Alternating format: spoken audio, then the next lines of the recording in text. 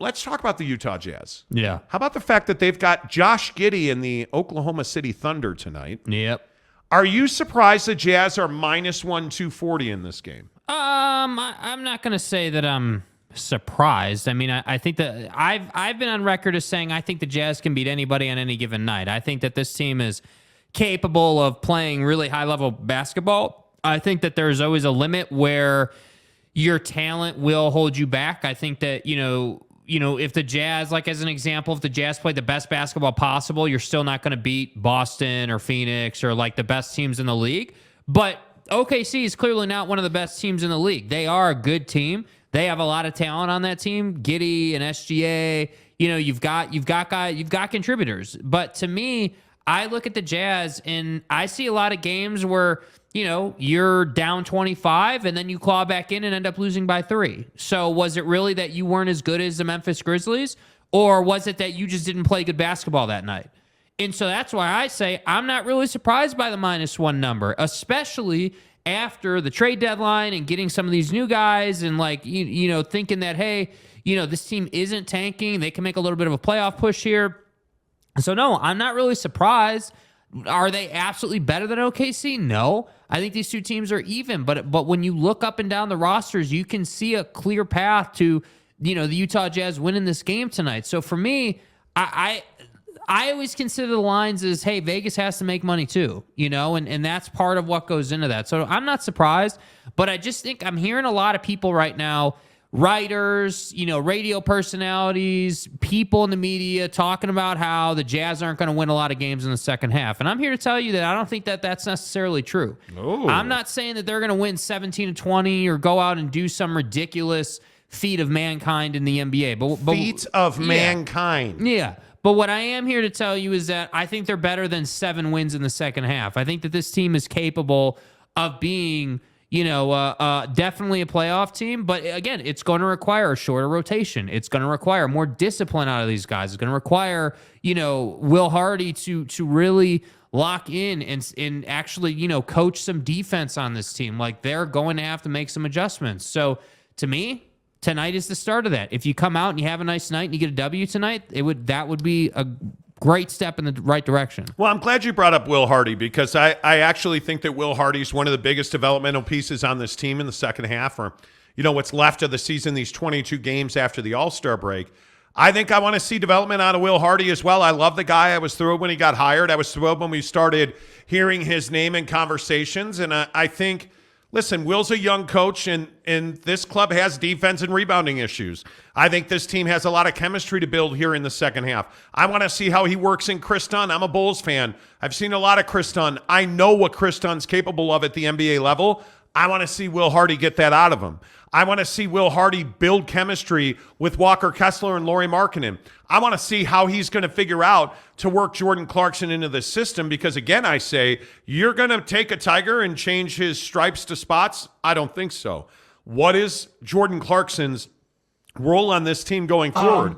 I think there's a lot of questions about this Jazz team to finish out this season, and tonight I think you're getting an incredibly talented SGA, Josh Giddey. You're not going to have Colin Sexton. By the way, the latest on Colin Sexton is I'm told they're a little surprised that he's not more ready to go. I think that's simple. It's probably going to be at least another 10 days before he's back on the floor, which is a real bummer for Colin. But you're going to have to work hard, because this Oklahoma City team can put the ball in the bucket. And this Utah Jazz team has struggled to defend and really struggled to rebound. And this is a very active Oklahoma City team. So I'll be interested to see how this goes tonight. I'm excited to see SGA. I think he's one of the bright young stars. He plays in a market that doesn't get a lot of run. They're not very good and haven't been very good for several years. So I think he's under the radar. But, dude, I'm really excited to see Shai Gilgeous-Alexander tonight. Yeah, absolutely. I mean, I think just from a pure basketball perspective, nobody talks about the fact that this guy's putting up Kobe-level numbers at his age. And I think that it's a real tip of the cap to him, and I really like his game. He's a crafty scorer, and I'm someone that really appreciates a good scorer. Someone who maybe isn't 6'10" and maybe isn't the most gifted basketball player we've ever seen, but knows how to score and knows how to play his game, and really on most nights is going to find his way to 30 points, whether you like it or not. And some nights that's from the line, other nights that's from the field. So to me, I appreciate him. But I really do feel like this thing with Will Hardy is kind of, for me, like if I'm ranking the things that I'm looking for in the second half, Will Hardy's development as a head coach is number one. Because if he doesn't develop as a head coach, all of this, Danny Ainge dreaming about an NBA Finals appearance / title is just going to go down the drain. Because ultimately, 3 years into a rebuild, you're going to let this guy go, and you're going to have to put someone else in there if this team doesn't figure out how to play defense. And I'm not saying that Will Hardy can't coach defense. Clearly, he can. But they need to kind of start taking baby steps towards that, much like they took baby steps in developing some of these guys. Obviously, we've seen a lot of development out of Kessler, and you guys know the names. But my point just is that what good is a dynamic roster if your head coach can't or maybe isn't wanting so much to coach defense? But I think Will Hardy's that dude. I actually think Will Hardy is going to be one of the best head coaches in the NBA before it's all said and done. I'll be interested to see how he turns down the flame a little bit because he runs hot. I think we all know that. He's an emotional guy. He gets after that ass, but after so long, that wears guys out. So it'll be interesting to see exactly how Will Hardy develops, but I cannot wait to see Walker Kessler become a stud. And he's close to it now. I look at these last 22 games and I'm not excited about Frank Jackson. I know that probably pisses BYU and Utah basketball fans off. I get it. He's a local kid. He kicked ass for the Stars, but I know what Frank Jackson is in the NBA. I do. He is a good G League player. I don't think he's even a rotational NBA guard. Yeah, next question. Chris Dunn has a chance to be a 7, 8, 9 guy on an NBA roster. And he's got to prove that mentally he's changed a little bit. He's got to prove that mentally he's able to get into it a little bit. And I think Will Hardy's a guy. Frankly, Will Hardy is the ultimate accountability guy. He doesn't let much slide. And I think for a guy like Chris Dunn, who's had multiple opportunities in this league and is just flamed out, he needs ultimate accountability. Mm-hmm. And I think it was a ballsy move by Danny and really this entire front office to go out and find Chris Dunn. Facts. And get him out of the G League and let's see what he can do. Because really, what do you have to lose with Chris Dunn at this point? I mean, not a lot. Yeah, very little to lose here. Yeah. So for my money, he's the guy that I'm really excited to see. Obviously Walker, obviously JC, obviously Lauri Markkanen. But I think these role players, these secondary guys, isn't this the last best opportunity for Udoka Azubuike to ever make anything of himself wearing the note? Oh, I think this to is make it. Anything of himself as an NBA player. Yeah. I mean, who have you been? You haven't been. There are a lot of guys that bounce around this league who have, look at Bobby Portis. Who the hell was Bobby Portis before he got to Milwaukee? He was in Chicago, nobody. He was a nightmare. Yeah, he was a nobody, a problem. He just wasn't good. And you look at him now, and obviously he's a champion and he's a contributor. Udoka's game just doesn't translate that much, and I'm a big believer that part of that is he hasn't had the reps. He's still he may not be a rookie on paper. He's a rookie mentally. He's not. He just hasn't had the reps to develop. So that's why I say there are some of these guys that they need to drop a Tootsie Roll or move on from. You know what I mean? You got to get going here with these guys. Yeah, I am. I'm really excited to see what a game like tonight looks like. I mean, how motivated are you if you're a Jazz man? How motivated are you to come out and see this team succeed around you? I'm really curious if Jordan Clarkson's motivated. Are the Utah Jazz a playoff team? Is Jordan Clarkson looking at this situation and saying, you know what, I have a chance to carry this team to the playoffs. Mm-hmm. I have a chance to really make Lauri Markkanen and Walker Kessler, the three of us, a three-headed monster. And because I agree with you, Jake has said repeatedly, they're going to win some games they have no business winning. And they're going to lose some games they have no business losing. Yeah. But can Jordan Clarkson be part of what's right with this team? He needs to be. But do you believe he will be? No, I don't. I think he'll be the same guy. Well, what reason would I have to believe that he would? He's been the same guy he's always been for years. He's been Mr. Pass him the ball, it never comes back. He's been Mr. Turn it over 6.5, 7 times a game. That's not me saying that. That's the stat sheet saying that. And then I look at what goes on when he comes on and off the floor, and I say, okay, wow, he has a big impact. not just on the stat sheet, but the guys around him. He comes into the game, everything changes. He comes out of the game, coincidentally, everything changes. So when I say everything changes, what do I mean? Let's be really specific. What I mean is when he comes into the game slows down. It becomes a half-court game. It becomes a Jordan Clarkson and everyone else game. When he leaves the game, what happens? The ball starts moving. Everything is up and down, right? They're getting a lot more easier looks. They're running more offensive sets because they don't have one guy who's a dominant on-ball scorer. Well, he is, selfish is a strong word. He's a bucket getter. He's a volume shooter. He's not an efficient player. There's purpose for that in this league. But I think that there's a fine line. There is a fine line with these kind of guys who play the way Clarkson plays. Bucket getters.